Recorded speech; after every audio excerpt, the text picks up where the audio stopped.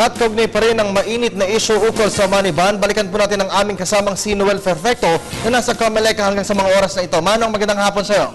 Maraming salamat, Kirby. Tama ka diyan at pinag-aaralan maigi ngayon ng Comelec Bank ang nasabing papaguhin o pag-aamiendahan ng nasabing kontrobersyal na resolusyon kung saan ipapababa nito sa pagkarga o pagdala ng mahigit 100,000 piso para naman sa umano'y pagbibigay ng mga boto sa darating stress.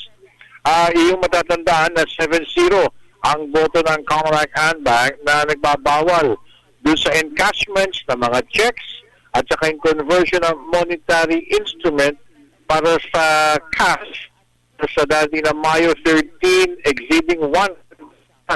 Ito ay equivalent umano sa foreign currency per day in banks, finance companies, pawn shops, remittance companies, at institutions performing similar occasions. Dahil nga sa napakatinding reaksyon from all sectors, pati na rin sa Bangko Sentral ng Pilipinas, minabuti ng Comelec Bank na ito'y pag-aralan maigi at amyendahan ang nasabing ilang mga yung kasama dito sa resolusyon at babaguhin nila yung mga hindi na gustuhan ng ibang mga sektor. Pero ipinagdiin na naman ng Comelec na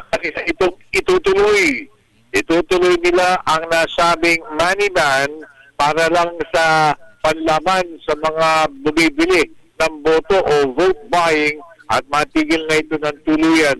Hingil naman dito sa liquor ban, sinabi ng may tutupad sa pautos mismo ng Supreme Court na ibalik na lang sa dati. So simula po sa Friday at sa Sunday, bawal na po ang uminom at bumili ng anumang liquor sa mga tindahan. Nagtanong din yung mga media men tungkol naman dito sa patuloy na brownout, no? Na tumama kahapon at saka medyo nagpaparamdam din kanina. Sinabi naman ng Comelec na sila'y handang-handa para dito at nakaredy naman ang kanilang generators sa darating na Lunes. So yun muna ulat.